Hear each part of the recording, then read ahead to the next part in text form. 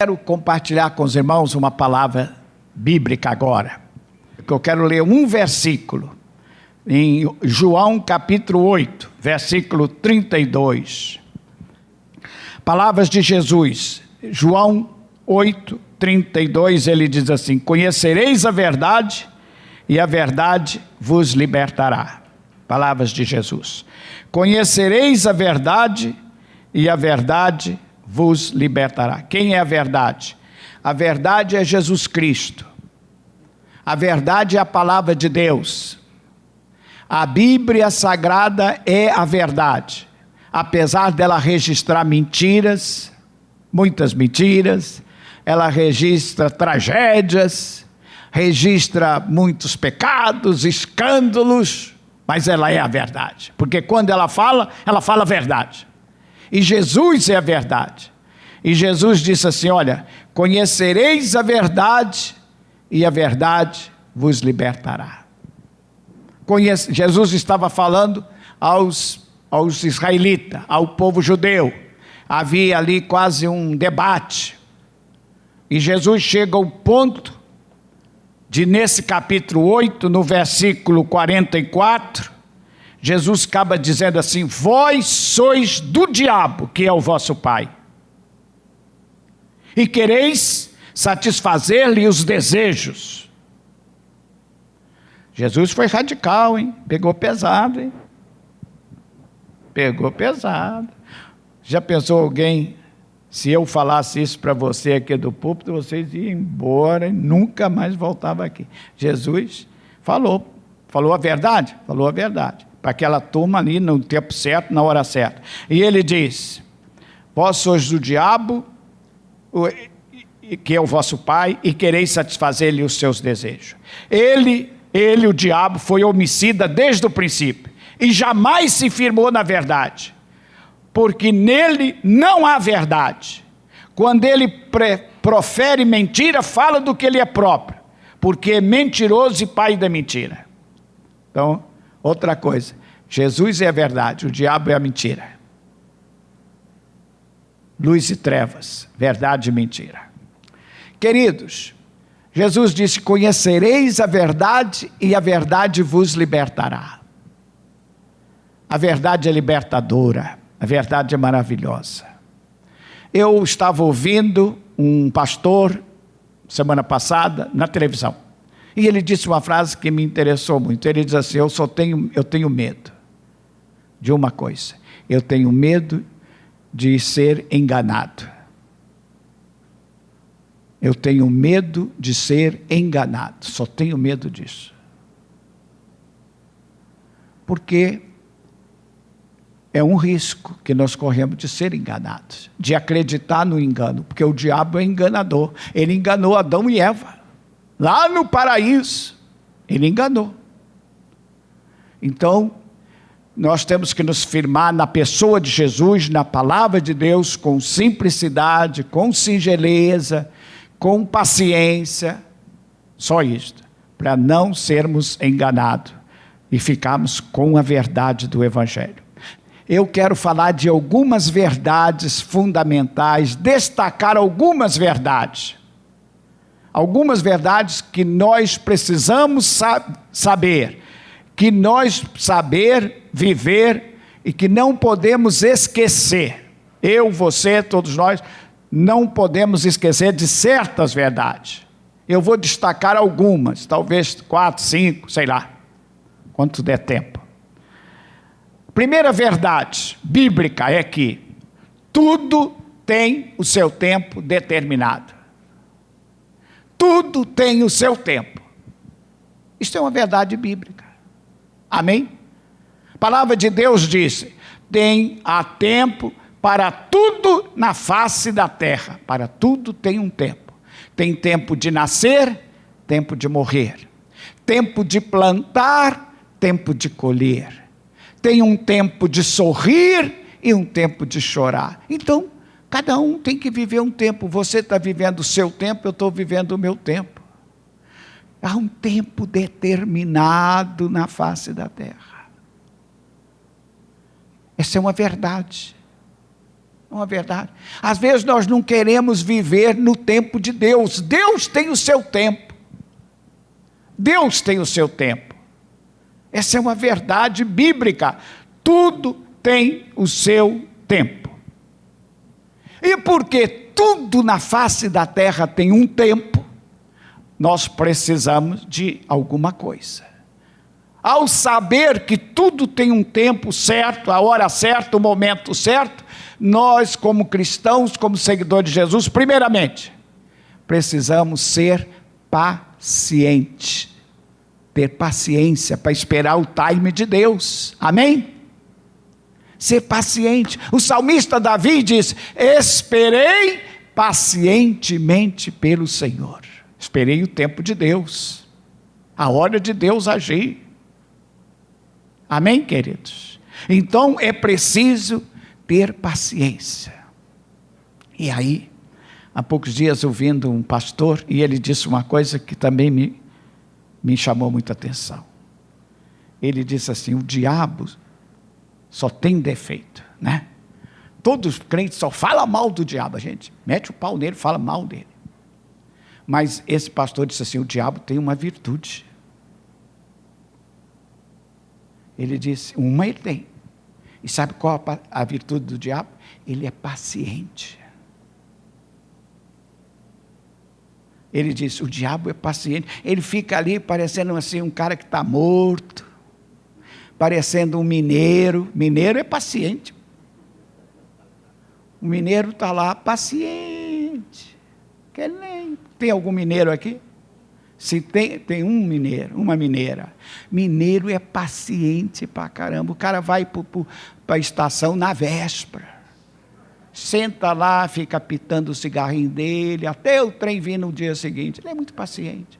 E então esse pastor disse, o diabo é paciente, ele fica lá, assim como aquela serpente. Passe, não tem pressa, esperando a hora para ele dar o bote. A hora que você dá a brecha, a hora que você descuida, a hora que você abre a porta, ele entra. Você sabe que isso aí eu concordei com ele? Ele está pacientemente. Irmãos, é uma virtude que eu e você precisamos, a virtude da paciência, esperar o tempo de Deus. Uma virtude que nós precisamos, a virtude da perseverança, para perseverar até o tempo de Deus. A virtude da esperança. O salmista Davi disse, eu esperei no Senhor. A Bíblia diz lá no Salmo 37, entrega a tua causa, o teu problema ao Senhor, entrega, confia, e o mais Ele fará. Entrega, confia, espera, e Ele fará no tempo dEle. No tempo dEle, a moda dEle, a vontade dEle, como Ele quer. Mas é preciso entregar, amém? Tudo tem o seu tempo determinado. Tem o tempo do namoro, é um tempo, os nossos filhos, nossos jovens têm o tempo do namoro. O tempo do noivado, o tempo do casamento, e o tempo do sexo. Aí, foi Deus que fez isso. Mas hoje, o que está acontecendo? Namoro, noivado, casamento e sexo. Hoje é o contrário. É sexo no primeiro dia. No primeiro encontro. Semana passada, estava nas páginas do jornal, uma história dessa. Se você acompanha, lê jornal todo dia, estava no jornal, nas páginas do grande jornal, uma história dessa. Que eu não vou entrar em detalhes agora.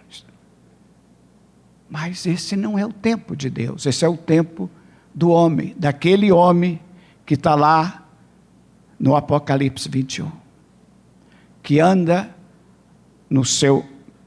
pela sua própria direção. Queridos, quem anda com o relógio de Deus, não se perde. Não se perde nunca, porque ele está no tempo de Deus. Então, a primeira verdade: tudo tem o seu tempo. E quando a gente tenta antecipar, querer correr demais, ultrapassar o tempo de Deus, nunca dá certo. Aí é o homem que entra, é a vontade humana. Segunda verdade, que você e eu precisamos saber: escolhas erradas traz sofrimento. Uma verdade absoluta. Escolhas erradas trazem sempre sofrimento. Não tem como você escolher erradamente e não sofrer, e não pagar o preço pelas suas escolhas. Isso é uma verdade absoluta e bíblica. Escolhas erradas trazem sempre sofrimento e dor. Não tem como fugir disto. Isso é uma verdade bíblica. Todos os homens, todas as pessoas bíblicas que escolheram erradamente, que fizeram opção errada, opção pelo seu desejo, a sua vontade, o seu querer, a sua carne, sofreram lá na frente, pagaram alto preço. Não tem como. Se o meu filho, a minha filha, escolheu erradamente, vai pagar o preço. Não tem como, seja em que for, se espiritual, humanamente, qualquer área da sua vida.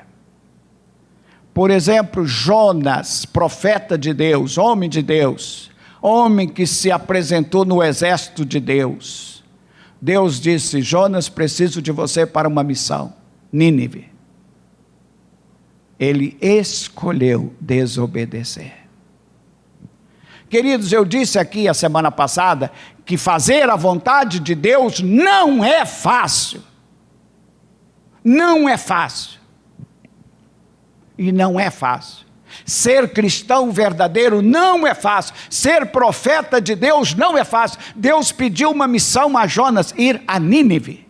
Era a mesma coisa que eu chegar para o pastor Lorivaldo e disse: Lorivaldo, tem uma missão para você. Você vai para o Afeganistão. Abrir uma igreja lá no Afeganistão, em Cabul. Nós vamos te dar R$1.000 e você vai para lá. Vai trabalhar com os muçulmanos do Afeganistão. Tem gente lá? Tem, mas é fácil? Não é? Uma outra língua, é uma outra religião, é uma outra cultura. Tem gente lá. Eu tenho um CD sobre o Afeganistão, de uma missão. Quem me deu foi aquela menina. Como é que chama aquela menina que ia para o Afeganistão? Maria. Ela não foi, acabou não indo. Eu acho que acabou não indo. Não tenho certeza não, mas eu acho que ela não foi. Ela me deu um CD da missão que está no Afeganistão. Não é fácil. E é uma missão americana, que não estão com missionários, estão como escola, montando escola, só para menina, etc, etc, mas por trás estão pregando. Mas é uma tragédia, não é fácil, não é fácil. Quando descobre que eles estão evangelizando, falando de Jesus, você perde o pescoço. Então, queridos, isso era o caso de Jonas, não é fácil, mas Jonas escolheu desobedecer. E qual foi o seu sofrimento? Há um homem na Bíblia chamado Sansão. Sansão teve uma unção no ventre da mãe. Já nasceu ungido por Deus desde o ventre. Foi filho da promessa. Era um consagrado a Deus, nazireu, consagrado desde o ventre. Um homem cheio do poder de Deus. Nasceu para governar, ser juiz em Israel. Mas quando ele chegou na sua mocidade, era um bonitão, fortão. Ele escolheu a sensualidade. Ele, ao invés de ser nazireu, ele escolheu, ele podia ter, tinha tudo, todos os predicados do ungido de Deus, nascido, fruto de um milagre para ser um homem de Deus, mas ele escolheu a sensualidade. Casou com várias mulheres, inclusive prostitutas, e o cara, você já sabe como morreu Sansão? Puxando carroça como um burro, tocando engenho, nasceu para governar, morreu. Porque ele escolheu a sensualidade, escolheu o prazer, escolheu as mulheres, não judias, sim mulheres estrangeiras. Nós temos Judas, discípulo de Jesus, seguidor de Jesus, o tesoureiro de Jesus. Mas ele escolheu roubar algumas moedas da sacola. Ele escolheu vender Jesus por 30 moedas de prata. Como foi que ele terminou? Terminou com suicídio. O filho pródigo na casa do pai, tendo tudo, mas insatisfeito, escolheu sair de casa na hora errada, de maneira errada, sem se preparar o tempo de Deus. Ele não teve paciência. Não teve paciência. Ele disse: pai, dá minha parte que me cabe. E parte. E você já sabe o que aconteceu com ele. Meus irmãos, escolhas erradas geram dor e sofrimento. Eu queria ler com você um versículo. Provérbios, capítulo 14. Se você tem a sua Bíblia aí, vai comigo a Provérbios, capítulo 14. Vamos ver o que diz aqui. 14:12 de Provérbios. Tem uma palavra de sabedoria aqui. Diz assim: há caminhos que ao homem parece direito, mas ao cabo dá em caminhos de quê? Há caminhos que a mim e a você parece uma maravilha, mas no fim dá em morte. Terceira verdade que eu queria compartilhar com você. A lei do semear e colher é infalível. A Bíblia diz que aquilo que o homem semear, isto ceifará. Amém? Isso é uma lei. Você vai colher o que você está semeando. Então, não gosto do que eu estou colhendo hoje. Então você tem que rever a sua semeadura. O que é que você anda semeando? Muda a semente, muda a semeadura, porque você colhe o que você semeia. Eu já disse e repito, a semeadura é opcional. Você semeia o que você quer. Agora a colheita é obrigatória. A colheita é obrigatória. Queridos, e aqui tem uma questão fundamental. Semear e colher. Semear e colher. Isto é uma verdade absoluta. E aí eu digo a você, as nossas palavras são sementes. Quando você, durante o dia, você está semeando, palavras são sementes. Amém? O que é que eu estou fazendo aqui na frente? Eu estou semeando palavras no seu coração. Algumas estão caindo em boa terra, outras estão caindo à beira do caminho, outras estão caindo em caminho rochoso. Entendeu? Algumas são perdidas, mas a semente, são palavras. Então você e eu, durante o dia, na família, no trabalho, em todo lugar, nós estamos semeando palavras, e palavras são semente. Está lá escrito em Provérbios que palavras são sementes. As nossas atitudes que nós tomamos no dia a dia, na igreja, na família, na comunidade, na sociedade, as nossas atitudes são sementes. As nossas atitudes são sementes. Bem-aventurados, disse Jesus, os misericordiosos. Por quê? Por que o misericordioso é bem-aventurado? Por quê? Hein? Porque eles alcançarão misericórdia. O que é misericórdia? É uma atitude. Misericórdia é uma atitude que você semeia. E Jesus disse, os misericordiosos são pessoas felizes, porque eles alcançam misericórdia. Então, querido, atitudes são sementes, palavras são sementes, que nós estamos semeando. E o que nós semeamos, nós vamos colher. Nós vamos colher. Ou hoje, ou amanhã, ou depois da manhã, ou aqui, ou lá do outro lado. Amém? O que nós semeamos, nós vamos colher. Ou aqui, ou do outro lado. Quando a gente morre, nós não levamos nada. Você não leva a sua conta bancária, você não leva o seu carro, nem seu apartamento, nem seu diploma. Você não leva. Mas tem uma coisa que você leva quando você morre.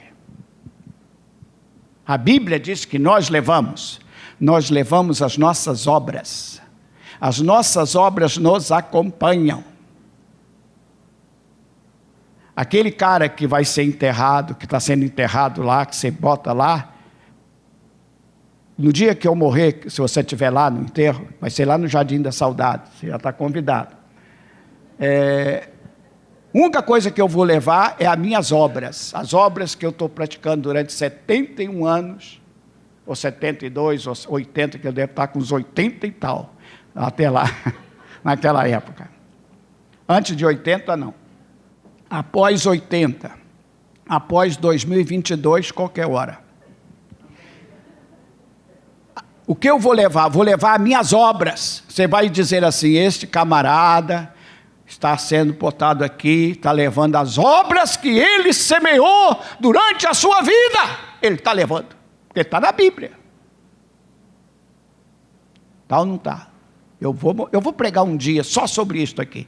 Estou tomando coragem, para um dia eu vou falar sobre isso, as obras que vão nos acompanhar, que a gente vai levar. A minha conta bancária, salário mínimo do INSS, eu não vou levar, vou deixar para minha madame. Agora, nada, tudo mais, mas tem algo que você vai levar. Então, cuidado com o que você vai levar. Suas obras você vai levar. Eu vou pregar um dia só sobre isso, só sobre isso. O que nós vamos levar quando a gente sair daqui. Queridos, eu vou terminar, tem 1 minuto, eu vou terminar com a última verdade. Uma verdade que você precisa saber, que eu preciso saber, que eu não posso esquecer, que você não pode esquecer, que tem uma verdade absoluta, é que Deus não desiste de você. Deus não desiste de nós. Deus não desiste do homem. Amém? Muitos homens têm desistido de Deus, mas Deus jamais desistirá do homem. Amém? Essa é uma verdade. Você foi criado para o louvor da sua glória. Eu, você, nós fomos criados para o louvor da glória de Deus. Está lá em Efésios capítulo 1 e 2. É só você ler capítulo 1. Fomos criados para o louvor da sua glória. Por isso Deus não desiste de nós. Por que é que Deus não desiste de mim nem de você? Porque Deus investiu o que Ele tinha de mais precioso, Ele investiu em você e em mim. Ouça bem isto.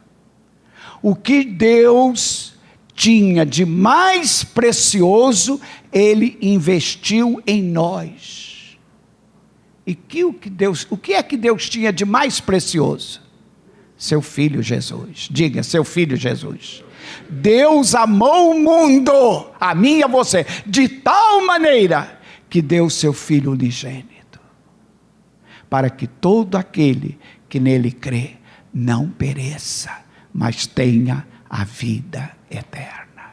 Glória a Deus. Você pode dizer glória a Deus? Glória a Deus, aleluia, glória a Deus. Deus não desiste de você. Deus não desiste de você. Amém? Diga para a pessoa que está do seu lado assim: você não merece, mas você precisa do amor de Deus, da misericórdia de Deus. Amém? Você acha que você merece? Nós não merecemos, mas nós precisamos, necessitamos, carecemos do amor misericordioso do Pai. Por isso que Deus não desiste, querida. Eu e você temos uma facilidade muito grande de desistir das pessoas. Não é verdade? Nós desistimos. Nós desistimos. Uma mãe tem muito mais dificuldade de desistir do seu filho, óbvio. A mãe demora mais para desistir. Para desistir. Agora, nós desistimos uns dos outros com facilidade, mas Deus não desiste. Porque Deus não desiste por quê? Porque Ele investiu em nós, Ele investiu o seu Filho. Ele deu o seu Filho para morrer a nossa morte, para que nós pudéssemos viver a sua vida. Glórias a Deus. São verdades que eu não posso esquecer. São verdades que me libertam. São verdades que me colocam no lugar que eu devo estar. E que você deve estar. Conhecereis a verdade e a verdade vos libertará. Que Deus nos abençoe. Amém, querido? Segure essas verdades, viva essas verdades, pratique essas verdades. Amém? Porque elas lhe tornam firme na rocha. Firme na rocha. Que Deus nos abençoe. Vamos ficar de pé. Vamos agradecer a Deus. Agradeça a Deus. Agradeça a Deus porque Deus tem um tempo para você. Agradeça a Deus, irmãos, porque o tempo de Deus é maravilhoso. Agradeça a Deus porque você agarrou a oportunidade da salvação. Aleluia. Não, agradeça a Deus porque Deus escolheu você. Você é um amado de Deus. Você é precioso para Deus. Porque você está semeando a palavra de Deus. Semeia palavras de vida e você vai colher vida. Aleluia. Aleluia. Glórias a Deus. As nossas palavras são sementes. Meu Deus e meu Pai, a tua palavra é a verdade. Deus amado, Deus querido, que esta palavra possa encontrar lugar em cada coração, no meu coração. Ó Deus, que estas verdades maravilhosas, simples, práticas, venham fazer toda a diferença na minha vida. Que eu sabendo dessas coisas, eu possa vivê-las, transformar em vivência para a glória do teu nome. Deus abençoa meus irmãos, que meus irmãos conhecendo a verdade, viva a verdade. E que, ó Deus, jamais venhamos ser enganados. Eva e Adão foram enganados pela serpente. Eles caíram no engano, na mentira do inimigo. Pai querido, não deixa que nós sejamos enganados. Não deixa, Jesus, protege-nos do mal, livra-nos do mal, Jesus. Deus Santo, abençoa o teu povo, abençoa a igreja, cada irmão, cada irmã que entrou por essas portas, que essa semente, ó Deus, da verdade, caia na terra do coração, produza fruto, e que nós possamos estar alicerçados na rocha que é Jesus Cristo. Deus, põe a tua mão para curar, põe a tua mão para levantar o abatido, põe a tua mão para proteger-nos do mal. Pai, dê a todos nós um final de semana abençoado, um final de semana debaixo da tua misericórdia. Pai do céu, fica conosco, eu te agradeço em nome do Senhor Jesus Cristo. Amém e amém. Irmãos, que Deus te abençoe, tenha um bom final de semana, viva na presença de Deus para a sua glória. Amém e amém. E amém.